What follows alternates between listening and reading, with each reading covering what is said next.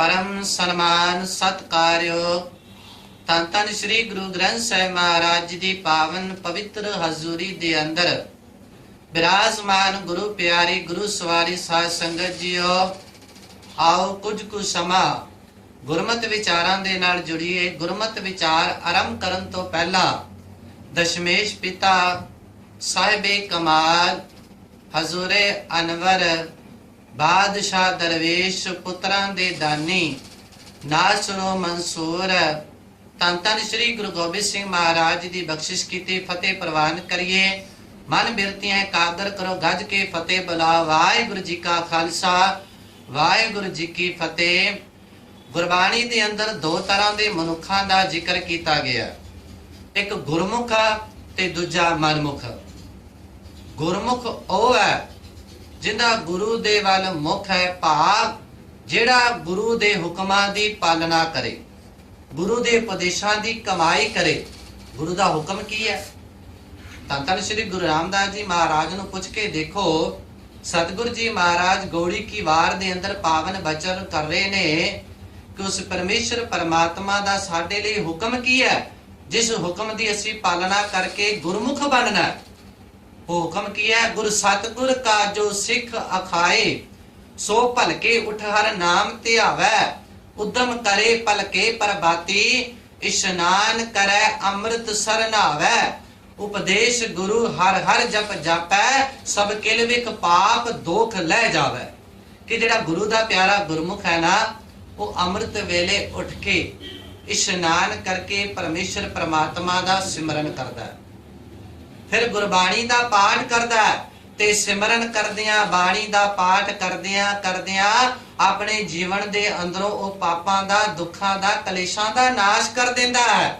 फिर सतगुरु जी महाराज पावन बचन कर रहे, फिर चढ़े दिवस गुरबाणी गावै, बहंदियां उठदियां हर नाम ध्यावै। गुरमुख दी अवस्था की बन जाती है कि उठदियां बहंदियां हर समय वो परमेश्वर परमात्मा नूं याद रखदा है। सतगुरु महाराज जी दा इस प्रथा एक होर बचन है, उठत बैठत सोवत जागत मार्ग चलत हरे हर गाइए। कि उठदियां बहंदियां सौंदियां जागदियां मार्ग ते चढ़दियां भी हर समय परमेश्वर परमात्मा नूं याद रखदा है, परमेश्वर परमात्मा दा ओ सिमरन करदा रहिंदा है। सुख वेले ही नहीं, गुरमुख दी अवस्था की है कि सुख वेले भी ते दुख वेले भी। जे दुख वेले वो परमात्मा नूं याद करदा ते सुख वेले भी, सुख ते दुख नूं बराबर करके समझदा। बाणी दे अंदर पावन वचन, जे सुख देता तुझे आराधी। कि है परमात्मा, जे तू जीवन दे अंदर सुख देता है तां भी मैं तेरा शुकराना करदा, तां भी मैं तैनूं याद रखदा। जे जीवन दे अंदर दुख आ गया फिर भी मैं तेरा शुकराना करदा। जे सुख देता तुझे आराधी, दुख भी तुझे ध्याई।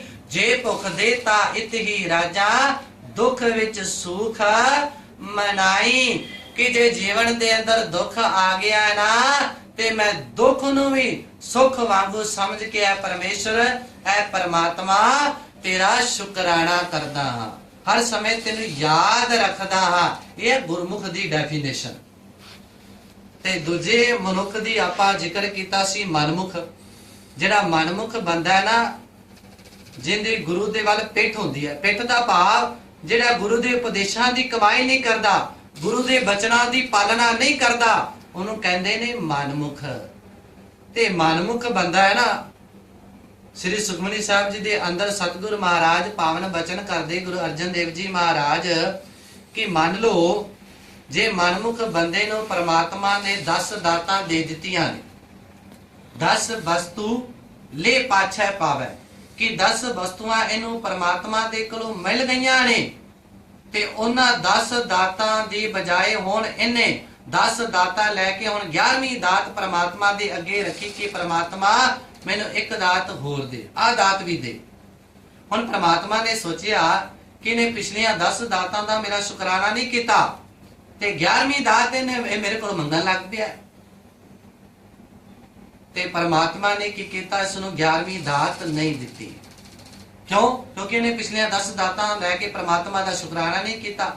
हुण जिहड़ी 11वीं दात इस मनमुख बंदे नूं नहीं मिली, ਪਿਛਲੀਆਂ 10 ਦਾਤਾਂ ਦਾ ਸ਼ੁਕਰਾਨਾ ਕਰਨ ਦੀ ਬਜਾਏ ਇਹਨੇ ਜਿਹੜੀ 11ਵੀਂ ਦਾਤ ਪ੍ਰਮਾਤਮਾ ਨੇ ਨਹੀਂ ਦਿੱਤੀ, ਉਸ 11ਵੀਂ ਦਾਤ ਨੂੰ ਲੈ ਕੇ ਇਹ ਪ੍ਰਮਾਤਮਾ ਦੇ ਨਾਲ ਗਿਲਾ ਸ਼ਿਕਵਾ ਕਰਨ ਲੱਗਾ।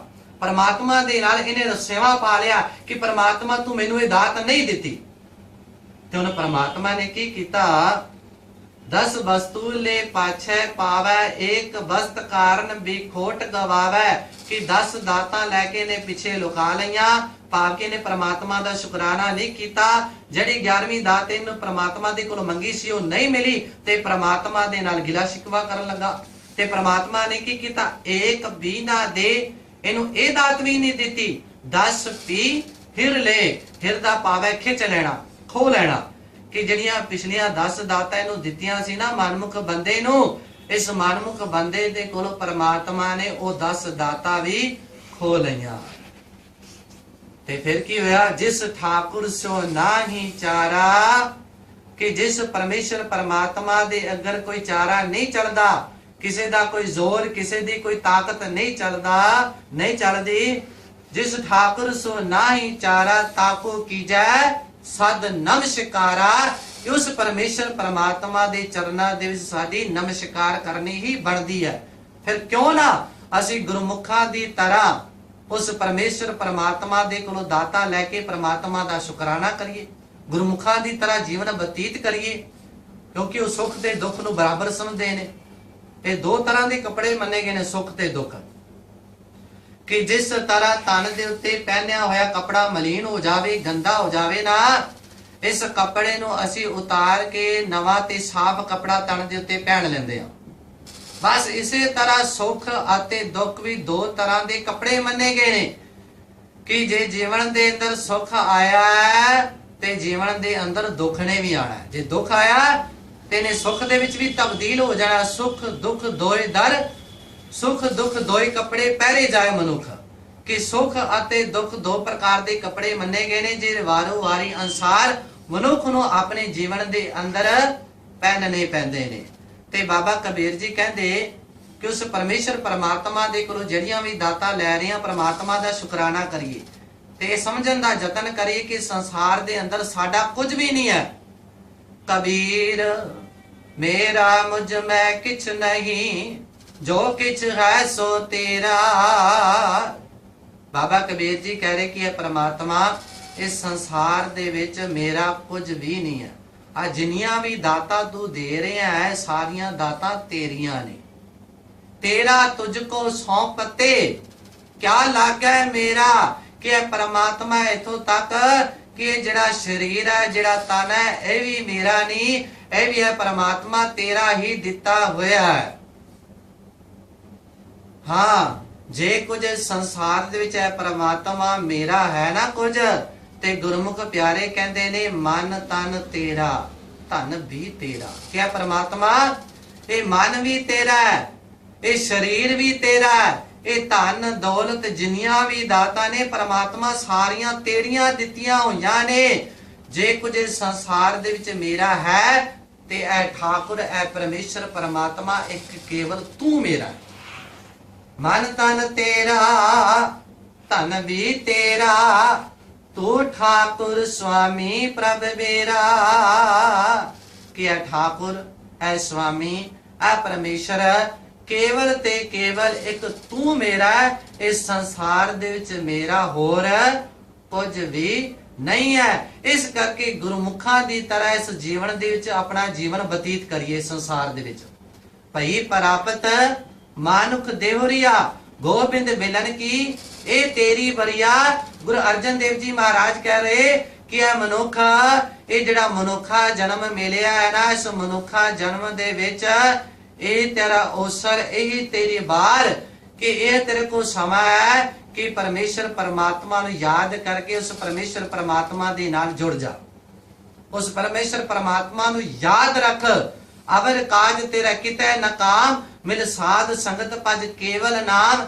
ਕੇਵਲ ਤੇ ਕੇਵਲ ਸਤ ਸੰਗਤ ਦੇ ਵਿੱਚ ਬੈਠ ਕੇ ਉਸ ਪਰਮੇਸ਼ਰ ਪਰਮਾਤਮਾ ਦਾ ਸਿਮਰਨ ਕਰ। ਗੁਰਮੁਖਾਂ ਦੀ ਤਰ੍ਹਾਂ ਇਸ ਸੰਸਾਰ ਦੇ ਵਿੱਚ ਆਇਆ ਹੈ, अपना जीवन बतीत कर। गुरमुखां दी तरह गुरु दे उपदेशां दी कमाई कर, गुरु दे हुक्मां दी पालना कर, ताकि तेरा लोक ते परलोक सवर जावे। ਤੇ ਲੋਕ ਤੇ ਪ੍ਰਲੋਕ ਤਾਂ ਹੀ ਸਵਰੇਗਾ। ਇੱਛਾ ਪੂਰਕ ਸਰਬ ਸੁਖ ਦਾਤਾ ਹਰ, ਜਾ ਕੇ ਵਸ ਹੈ ਕਾਮ ਤੇ ਨਾ, ਸੋ ਐਸਾ ਹਰ ਧਿਆਈਐ ਮੇਰੇ ਜੀੜੇ, ਤਾਂ ਸਰਬ ਸੁਖ ਪਾਵੈ ਮੇਰੇ ਮਨਾ। ਕਿ ਜਿਹੜੇ ਸਾਰੇ ਸੁੱਖਾਂ ਦਾ ਦਾਤਾ ਪਰਮੇਸ਼ਰ ਪਰਮਾਤਮਾ ਹੈ ਨਾ, ਹੈ ਮੇਰੇ ਜਿੰਦੇ, ਉਸ ਪਰਮੇਸ਼ਰ ਪਰਮਾਤਮਾ ਦਾ ਸਿਮਰਨ ਕਰ, ਜਿਹੜਾ ਸਾਰੀਆਂ ਇੱਛਾਵਾਂ ਪੂਰਨ ਕਰਨ ਵਾਲਾ ਹੈ। ਜਪ ਮਨ ਸਤ ਨਾਮ, ਸਦਾ ਸਤ ਨਾਮ, ਹਲਤ ਪਲਤ ਮੁਖ ਉਜਲ ਹੋਈ ਹੈ, ਨਿਤ ਧਿਆਈਐ ਹਰ ਪੁਰਖ ਨਿਰੰਜਨਾ। ਕਿ ਨਿਤਾ ਪ੍ਰਤੀ ਉਸ ਪਰਮੇਸ਼ਰ ਪਰਮਾਤਮਾ ਦਾ ਸਿਮਰਨ ਕਰ। ਉਸ ਪਰਮੇਸ਼ਰ ਪਰਮਾਤਮਾ ਦਾ ਸਿਮਰਨ ਕਰਨ ਦੇ ਨਾਲ ਤੇਰਾ ਹਾਲਤ ਤੇ ਪਲਤ, ਲੋਕ ਤੇ ਪ੍ਰਲੋਕ ਜਿਹੜਾ ਉਹ ਸਵਰ ਜਾਵੇਗਾ। ਜਿਨੀ ਨਾਮ ਤੇ ਆਇਆ ਗਏ ਮਸ਼ਕਤ ਘਾਲ, ਨਾਨਕ ਤੇ ਮੁਖ ਉਜਲੇ ਕੀਤੀ ਛੁੱਟੀ ਨਾਲ। ਕਿ ਜਿਨ੍ਹਾਂ ਨੇ ਨਾਮ ਦੀ ਕਮਾਈ ਕੀਤੀ ਹੈ, ਗੁਰਮੁਖਾਂ ਦੀ ਤਰ੍ਹਾਂ ਇਸ ਸੰਸਾਰ ਦੇ ਵਿੱਚੋਂ ਆਪਣਾ ਜਨਮ ਸਫਲਾ ਕਰਕੇ ਗਏ ਨੇ। ਇਸ ਕਰਕੇ ਉਹਨਾਂ ਦੇ ਮਨੁੱਖਾ ਜਨਮ ਸਫਲਾ ਹੈ। ਜਿਹੜੇ ਪਰਮੇਸ਼ਰ ਪਰਮਾਤਮਾ ਦਾ ਸਿਮਰਨ ਕਰਦੇ ਨੇ, ਉਹਨਾਂ ਦਾ ਲੋਕ ਤੇ ਪ੍ਰਲੋਕ ਸਵਰ ਜਾਂਦਾ ਹੈ। ਲੋਕ ਸੁਖੀਏ, ਲੋਕ ਸੁਖੀਏ ਪਰਲੋਕ ਸੁਹੇਲੇ, ਨਾਨਕ ਹਰ ਪ੍ਰਭ ਆਪੇ ਮੇਲੇ। ਭੁੱਲਾਂ ਚੁੱਕਾਂ ਦੀ ਖਿਮਾ, ਸਮੇਂ ਦੀ ਸੰਪੂਰਨਤਾ। ਵਾਹਿਗੁਰੂ ਜੀ ਕਾ ਖਾਲਸਾ, ਵਾਹਿਗੁਰੂ ਜੀ ਕੀ ਫਤਿਹ।